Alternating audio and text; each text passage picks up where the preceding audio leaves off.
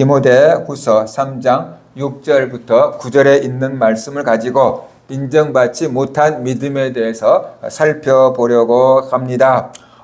다시 말해서 경건의 능력은 부인하는 그런 사람들이 누구인가, 어떤 특징을 가지고 있는가, 모세를 대적한 사람들과는 어떤 공통점이 있는가, 그들의 운명은 어떻게 될 것인가, 이렇게 좀 나눠서 살펴보려고 합니다.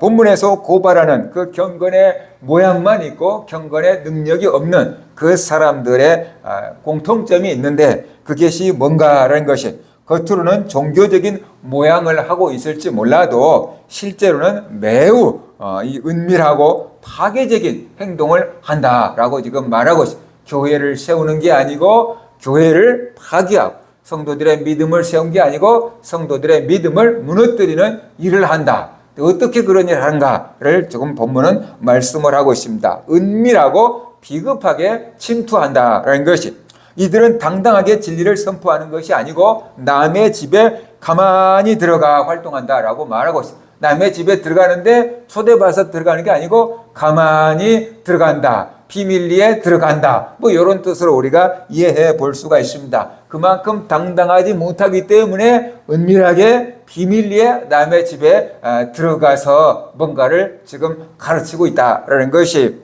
이것은 영적으로나 심리적으로 취약한 사람들을 찾아내서 은밀하게 접근하는 이단들의 포교 방법과 비슷하다는 것을 우리가 알아야 돼요. 이단들이 예수 그리스도를 잘 믿는 사람들은 건드려 보다가 말없죠. 이 사람은 안 돼, 그런 거죠. 근데 뭔가 영적으로나 심리적으로나 흔들리고 빈 구석이 있는 그런 사람들은 집요하게 물고 늘어지는 것과 같습니다. 동물의 왕국을 봐도 사자나 호랑이가 사냥을 해도 많은 사슴떼가 있어도 그 많은 사슴을 다 잡을 수는 없잖아요. 그죠? 그러니까 그 많은 사슴떼들 중에서 자기가 제일로 쉽게 잡을 수 있는 만만한 표적을 딱 선택하는 것이죠. 약하거나 병들었거나 어려거나 아니면 새끼를 베어서 빨리 도망을 못 갈 거거나, 이거 딱 하나만 노리고 그것만 쫓아가는 거예요. 이것 쫓다가 저것 쫓다가 하는 게 아니고 그냥 그 목표물 하나만 가져가고 결국 목덜미를 물고 쓰러뜨리고 뜯어먹는 것을 봐요. 이것처럼 이단들이 이렇게 사람들을 찾아와서 흔들고 유혹할 때 그 사람들의 믿음이 건강하고 튼튼하고 하면은 유혹하지도 않고 또 유혹해도 넘어가지도 않지요. 그러나 뭔가 영적으로나 심리적으로 취약한 사람들을 찾아내서 그 사람들을 은밀하게 쓰러뜨린다라는 것을 우리가 볼 수 있어요. 그러니까 어떤 면에서 보면 좀 얄팍한 그런 수법을 사용하는 것입니다. 그 다음에 약점을 이용한 유혹과 가스라이팅, 뭐 이렇게 지금 우리가 제목을 붙여볼 수가 있습니다. 이들은 영적으로 흔들리거나 죄를 중히 지고 여러 가지 욕심에 끌린 어리석은 사람들을 타겟으로 삼는다라고 지금 말하고 있어요. 그러니까 어리석은 사람이 누구냐? 이들은 어리석은 사람을 타겟으로 삼아요. 똑똑한 사람들은 안 속겠죠. 그 어리석다, 똑똑하다라는 것이 세상적인 공부를 많이 했냐 적게 했냐 그 문제가 아니고 영적으로 진리를 분명하게 붙잡고 있느냐 아니면 흔들리고 있느냐, 그 차원으로 우리가 이해를 하면 됩니다. 그래서 구원의 확신이 없이 정말 갈대처럼 흔들리고 있는 그런 사람들을 어리석은 사람이라고 볼 수 있는데, 그 어리석은 사람의 특징이 뭐냐 그러면 죄를 중히 지고 그랬어요. 그가 죄 가운데 빠져 있고 이 죄 문제를 해결하지 못하고 있고, 그 다음에 죄책감에 시달리고 있고, 기도는 하고 회개는 하지만 용서받은 것을 믿지 못하고 죄책감에 억눌려 있는 사람들, 이런 사람들이 이단에 어떻게 돼요? 표적이 된다라는 얘기를 하고 있어요. 그 다음에 또 여러 가지 욕심에 끌린 사람, 이렇게 말하고 있어요. 그러니까 세상적인 욕심이 많은 사람들, 그런 사람들, 시기 질투가 많은 사람들, 그런 사람들이 표적이 된다는 것이, 영적으로도 욕심이 많을 수 있어요. 근데 그게 좋은 욕심이 아니에요. 누가 은혜 받았다더라, 누가 은사 받았더라 그러면 나도 막 더 큰 걸 받아야지, 내가 그만 또 못하냐, 막 이런 식으로 막 자꾸 더 큰 막 신비한 체험 경험 이렇게 하려고 쫓아다니는 사람들이 있어요. 그런 사람들 보면 어떻게 돼요? 욕심에 이끌려서 이상한 데 빠져 있을 가능성도 많다라는 것이에요. 그러니까는 그것이 정말로 하나님 은혜를 사모하는 게 아니고 잘못된 그 시기심, 욕심, 경제 이런 것들이 들어가면은 잘못된 방향으로 나타날 수도 있다는 것을 우리가 알아야 돼요. 그래서 죄에 빠져 있는 사람들, 죄책감에 헤매이고 있는 사람들, 그 다음에 욕심이 많아가지고 지금 예수 그리스도를 믿는데 만족감이 없는 거예요. 지금 교회에서 신앙생활 하고 있는데 만족감이 없는 거예요. 욕심이 많은 사람은 만족이 있을까요? 없을까요? 없지요. 그러니까 욕심이 너무 많아가지고 지금 살고 있는 것에 만족하지 못하고 지금 믿고 있는 것에 만족하지 못하고 복음 하나로 만족하지 못하고 뭔가 또 다른 거 없나? 이렇게 기웃거리는 그런 사람들이 어리석은 사람인데 이런 사람들이 바로 잘못된 거짓 선생들의 타겟이 된다라는 것을 우리가 알 수 있습니다. 그래서 이 사람들은 상대방의 죄책감이나 세상적인 욕심을 교묘하게 자극해서 자기들이 그 문제를 해결해 줄 수 있고 자기들에게 오면 그 복을 받을 수 있을 것처럼 막 현혹시키는 것입니다. 우리 교회에서는 안 되는데 저기 가면 죄 문제가 다 해결되는 모양이구나. 그래서 뭐 죄사함, 거듭남의 비밀 이런 식이라 할지, 그죠? 유월절을 지키면 된다고 한다 할지, 이런 데 사람들이 빠지는 것입니다. 그래서 잘못된 길로 가게 되는 경우가 많다는 것이에요. 그 다음에 이 사람들 또 이들에게 미혹되는 사람들이 있잖아요. 그 사람들 어떻게 돼요? 항상 배우나 끝내 진리의 지식에 이를 수 없다라고 말하고 있어요. 항상 배우기는 배워요. 열심히 배워요. 그런데 올바른 지식에 이를 수가 없어요. 왜 그럴까요? 이들은 배우기만 하지 삶의 변화를 추구하지 않기 때문에 그런 것이. 당시 사회가 지식이 얼마나 많으냐, 그걸로 사람을 평가하는 그런 시대였기 때문에 나가 많이 안다, 나가 지식이 많다, 이런 걸 자랑하려고 막 계속 배우는 거예요. 그러니까는 먹을 것도 있고 살 만큼 살고, 그러니까 사회적으로 인정받으려고 막 지식을 배우는 긴데, 이 배우기는 배운데 문제가 뭐냐면 삶의 변화를 위해서 배우는 게 아니고 사람들한테 내 지식을 내놓고 인정받으려고 배우는 거예요. 그러니까 머리로 알고 머리로 내보내면 그걸로 끝인 거예요. 그 지식이 나를 변화시키지 못해요, 내 삶을. 그러니까 이것은 헛된 믿음인 것이다 라고 우리가 볼 수 있어요. 그 다음에 또 하나는 이 잘못된 게 진리가 아닌 거짓 스승들한테 배우기 때문에 배우기는 배우는데 진리에 이를 수가 없는 거예요. 스승이 잘 가르쳐줘야지 이들이 진리를 배우고 따라갈 거 아니에요. 근데 거짓 선생들한테 배우니까 자기도 그 잘못된 믿음에 쇠뇌가 된 거예요. 올바로 믿는 게 아니고 잘못된 믿음에 쇠뇌가 된 거예요. 그러니까 아무리 그쪽에서는 잘 믿는다고 해도 하나님 보시기에는 어떻게 돼요? 온전한 진리에 이를 수가 없게 된다는 것이. 그래서 우리가 인생을 살아갈 때 부모를 잘 만난 것이 복이고 스승을 잘 만난 것이 복이에요. 학교 다닐 때 선생님 잘 만난 게 복이잖아요. 그래서 좋은 선생님 만나게 하려고 부모들이 얼마나 애를 씁니까? 그런데 신앙적으로 본다 그러면은 영적인 스승, 목회자, 제대로 된 사람 만나는 게 복이다는 것을 우리가 알아야 돼요. 그 영적인 스승이 제대로 됐냐 못 되느냐, 그것이 교회 사이즈가 크냐 적으냐 문제가 아니고 하나님의 말씀을 제대로 가르치냐 그렇지 못하느냐, 그런 것이 이제 진리를 제대로 알고 가르치냐 모르고 가르치냐, 그런 것들을 우리가 알아야 되는 거죠. 그냥 배워서 가르칠 수 있고 깨달아서 가르칠 수가 있고 살아가면서 가르칠 수가 있는 거잖아요. 그죠? 이게 가르쳐도요, 뭔지도 모르면서 가르치는 사람이 있을 수 있어요. 그냥 인터넷에서 여기저기서 정보 가져와가지고 그걸로 그냥 원고 만들어가지고 가르칠 수 있다 그 말이에요. 뭔지도 모르고 가르칠 수 있어요. 학교에서 배운 대로 가르칠 수 있어요. 학교에서 나 그렇게 배웠으니까 그냥 이렇게 가르칠 수 있어요. 깨닫고 가르칠 수 있어요. 이거구나 하고 깨달아서 가르칠 수 있어요. 그 다음에 어떻게 해요? 최고봉이라고 할 수 있는 사람은 그렇게 삶으로 가르치는 사람이 있을 수 있어요. 하나님 말씀대로 살아가면서 가르치는 사람이 있을 수 있어요. 그죠? 근데 삶으로 가르치는 사람은 어떻게 돼요? 많지 않죠. 바울이 이렇게 말했죠. 내가 그리스도 예수를 본받은 것처럼 너희도 나를 본받으라. 이렇게 말하죠. 근데 그렇게 자신 있게 가르칠 수 있는 사람들은 얼마나 있겠습니까? 그래서 우리가 아무튼 하나님 말씀을 가르치고 배우더라도 제대로 가르치고 제대로 배우는 것이 복이다라는 거죠. 잘못된 기준이 들어가면은 그 잘못된 기준을 가지고 진짜를 막 판단해 버리는 거예요. 그래서 자기한테 맞는 것만 받아들이고 틀린 것은 다 거부해내는 거예요. 그러니까 아무리 배워도 어떻게 돼요? 진리에 이를 수가 없어요. 성경을 백독을 읽어도 잘못된 안경을 끼고 읽으면은 잘못된 것만 보여요. 천독을 읽어도 마찬가지예요. 그러니까 처음에 어떤 안경을 끼고 성경을 보느냐가 굉장히 중요한 거예요. 근데 이 안경이 잘못 끼워지면은 전부 다른 게 보이는 거거든요. 근데 자기한테는 그렇게 보이니까 그게 맞는 것처럼 생각이 된단 말이에요. 근데 자기가 안경을 잘못 끼고 있다는 것을 모르는 거죠. 그죠? 그래서 우리가 하나님의 말씀을 잘 배우는 것, 바로 그것이 은혜고 복이다는 것을 알아야 돼요. 경건의 모양만 있고 경건의 능력을 부인하는 사람들은 이런 특징이 있구나라는 걸 알아야 돼요. 그 다음에 이들은 모세를 대적한 얀네와 얌브레를 닮았다라고 지금 바울은 말하고 있어요. 바울은 이 거짓 교사들을 출애굽 당시 모세를 대적했던 얀네와 얌브레와 비유를 하고 있습니다.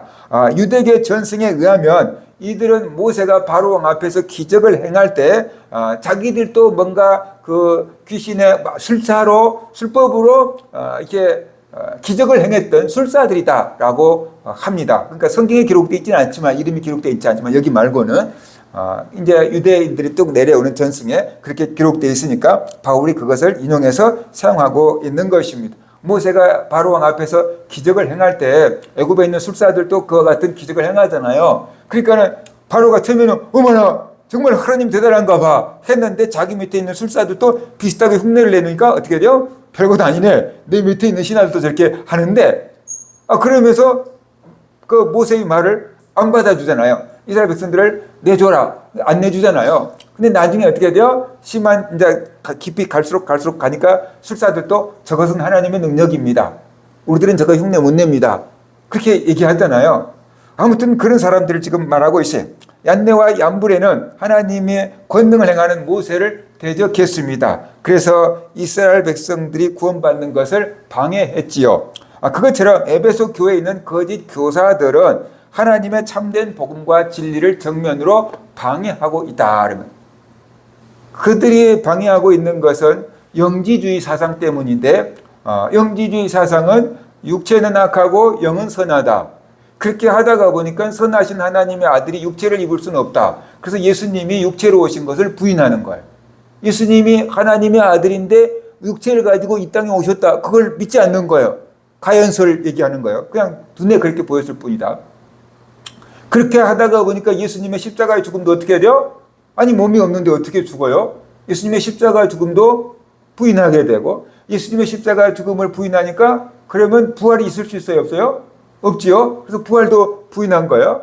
그래서 부활은 이미 지나갔다 그러잖아요. 무슨 소리겠어요? 내가 영적인 깨달음을 얻는 게 부활이다. 이런 식 논리가 나오는 거잖아요. 그러니까 완전히 핵심 교리가 다른 데로 나간 거죠. 교회에서 가르치고는 있는데 이미 핵심 교리가 기독교는 아니고 영지주의를 교회에서 가르치고 있는 그런 상황이 벌어진 거잖아요. 그래서 복음 진리를 정면으로 지금 대적하고 있는 것입니다. 이집트 마술사들의 기적을 흉내내어 바로의 마음을 완악하게 만들었던 것처럼 이들도 겉으로는 경건한 척, 능력이 있는 척, 지식이 있는 척 하면서 이제 믿는 사람들, 믿음이 약한 사람들을 미혹하고 속여서 온전한 진리를 믿지 못하게끔 방해를 하고 있다는 것이. 그러니까 하나님 앞에서 구원받아야 될 영혼들에게 걸림돌이 되고 있는 거예요.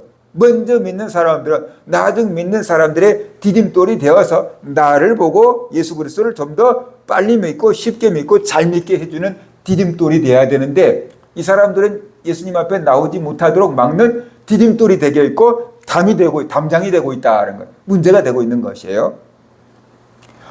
본문은 이들의 상태를 그 마음이 부패한 자요 믿음에 관하여는 버림받은 자들이다라고 말하고 있어요. 겉으로는 종교 지도자들, 겉으로는 성도, 겉으로는 경건한 사람처럼 보이지만 영적으로 보면은 그 속이 더럽고 물들어 있다라고 볼 수 있는 거죠. 하나님이 안 계신 더러운 상태다라고 볼 수 있는 거죠. 하나님께 인정받지 못한 믿음이다라는 것입니다.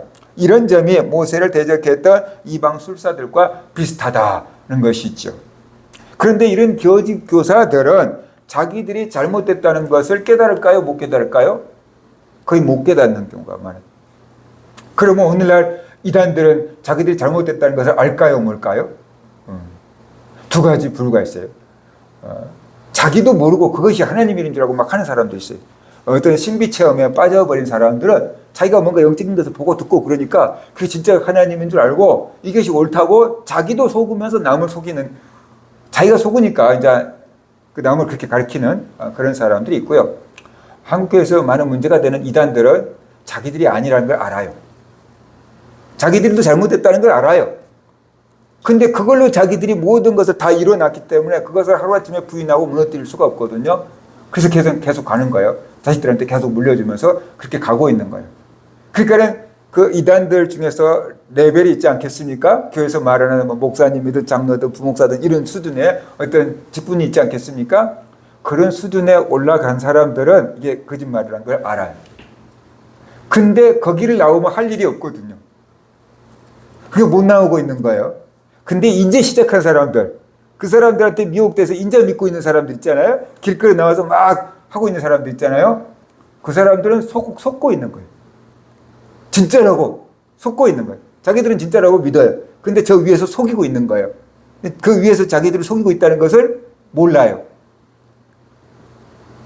그래서 속고 열심히 그거 진리인 줄 알고 해요.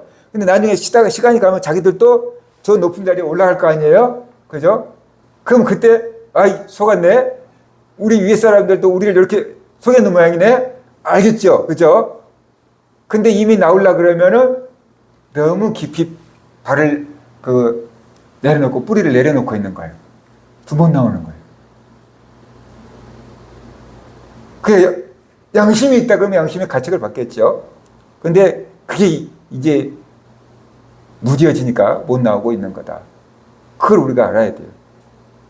근데 밑에 있는 사람들만 열심히 속아서 막 하고 있는 거예요. 그러면 안 되는 거예요. 그러니까 그런 부류가 있다는 것을 우리가 알아야 돼요. 그 다음에 바울은 이들의 악행이 영원히 지속되지 못할 것이고 반드시 비참한 결말을 맞이하게 될 거다라고 말씀하고 있습니다. 영적 파멸과 한계에 다다를 것이다. 그것을 더 나아가지 못할 것은 이렇게 본문은 지금 말씀하고 있어요. 악인들의 세력이 당장에는 득세하는 것처럼 보이고 많은 사람들을 미혹하는 것 같지만 하나님이 정하신 때가 되면은 그들은 다 어떻게 돼요? 사그라들고 만다는 것을 알아야 합니다. 그들의 영향력은 오래 못 갑니다. 이단들은 있다가 없어지고 또 새로운 이단들이 만들어지고 그럴 뿐이다. 그것을 알아야 돼요. 그 다음에 모든 수치가 천하에 폭로될 거다. 그것을 오늘 본문은 그들의 어리석음이 드러날 것임이라 라고 말하고 있어요. 처음에는 바로 밑에 있는 숫살도 지팡이를 드니까 뱀이 되고 막 그러잖아요. 그런데 나중에는 어떻게 돼요? 그들도 온몸에 막 병이 생기니까 바로 앞에 나와 서지도 못하잖아요. 그래서 그들의 부끄러움이 모세는 진짜고 자기들은 어떻게 돼요? 가짜다라는 것이 드러나게 되잖아요. 거짓 교사들의 위선과 어리석음도 결국 모든 사람들 앞에서 다 드러날 거다라고 지금 말하고 있는 거죠. 그들이 믿음이 좋은 척 했지만 결국 나중에 보니까 저건 가짜였구나, 속이는 거였구나 라는 것이 드러나게 될 거다라고 지금 말하고 있습니다. 그 다음에 버림받은 비극이 있습니다. 가장 비참한 것은 이들을 믿음에 관하여는 버림받은 자들이다라고 말하고 있어요. 여기서 버림받은 자들이라고 말했는데 그 원어가 아도키모스인데 금속을 재련할 때 함량 미달이 돼가지고 쓸 수 없다고 내버린 찌꺼기를 그렇게 표현을 했다고 합니다. 그러니까 다시 말하면 하나님께서 그 사람의 믿음을 딱 재봤는데 이가 함량 미달 불량품 그래갖고 폐기 처분한 상태다. 불합격. 하나님 앞에서 믿음의 시험을 봤는데 테스트를 했는데 불합격된 믿음이다 라고 지금 우리가 이해를 해야만 된다는 것이. 세상에서는 경건한 사람이고 직분도 가졌고 지식도 많았고 사람들을 가르치기도 했고 인정받기도 했겠지요. 그런데 하나님이 딱 믿음을 재보니까 이거 진짜가 아니야. 이거 가짜야. 이거 함량 미달이야. 이거 쓰레기야. 버려야 돼. 요 믿음이다라는 거죠. 바울 얘기로 보면은. 그렇죠? 그러니까 하나님 나라에 들어갈 수가 없게 되는 거죠. 자기는 평생 그게 믿음인 줄 알고 그것이 하나님인 줄 알고 했는데 나중에 하나님께서 너 아니야. 너 가짜야.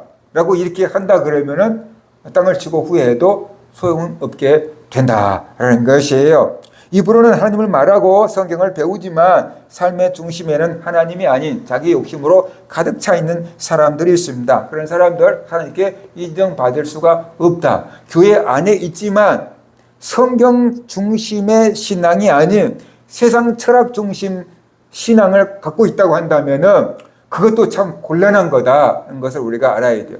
성경적인 가치관을 가지고 세상의 일을 분별해야 되는데 그렇지 않고 세상적인 기준을 가지고 성경을 판단하려고 한다고 한다면 주객이 전도되어 있는 상태이거든요.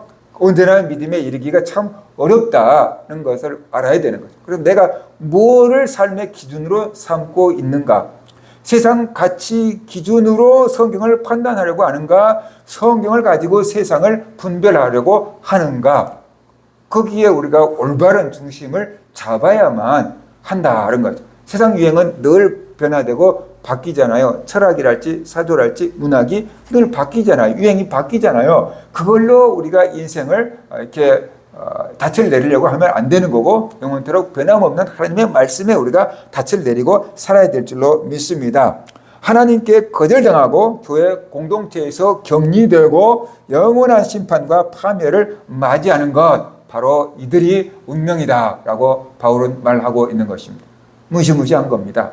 이 세상에서 교회에서 격리될 뿐만 아니라 하나님께로부터 어떻게 돼요? 거절당한다. 그러면 그 인생은 어떻게 돼요? 끝난 거다라고 봐야 되는 거죠. 하나님께서 난 네 몰라 그러면은 인생은 그건 끝난 거예요. 더 이상 뭐 봐볼 게 없어요. 하나님이 착각할 리도 없고 그죠?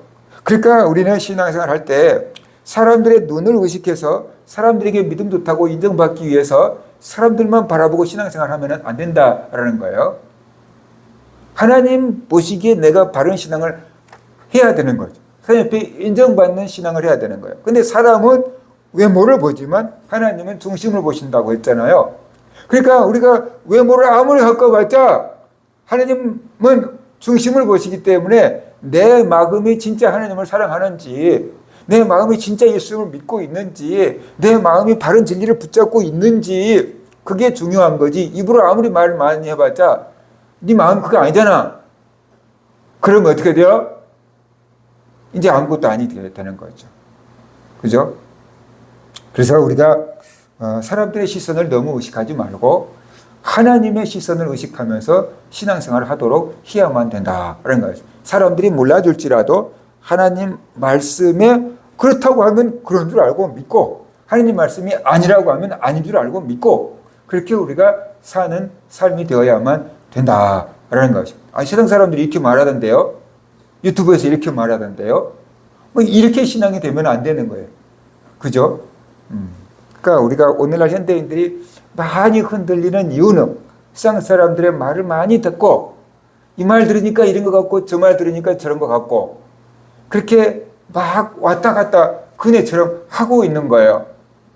그러면 안 되고 우리가 사도들이 쭉 전해준 그 신앙의 전통 위에서 굳게 서서 신앙생활 해야 될 줄로 믿습니다. 바울이 이렇게 말한 의도가 무엇입니까? 거짓 교사들의 영적인 실체를 폭로하기 위해서 그런 것입니다. 겉으로 보면 그럴싸해 보이지만 영적으로 보면은 믿음을 떠난 사람들이다 라는 얘기를 하고 있어요. 그러니까 그런 사람들을 추종하거나 그 사람들에게 배우면은 안 돼! 라고 말하고 있는 거죠. 그 다음에 이것도 마지막 고통하는 때에 나타날 여러 가지 증상 가운데 하나다라고 볼 수 있어요. 가짜가 너무 막 많아지면은 진짜를 분별하기가 힘들잖아요. 그래서 사람들이 진리를 따르기가 어려워지는 것, 그것이 마지막 때다라는 것이. 오늘날 우리가 유튜브를 보면 얼마나 많은 가짜들이 유튜브에서 판을 치는지 몰라요. 사람들의 막 자극해가지고 클릭 수를 늘리기 위해서 자극적인 용어를 막 쓰고 있는데 그 자극적인 용어도 정말 막 엉터리 같은 용어를 쓰고 있단 말이에요.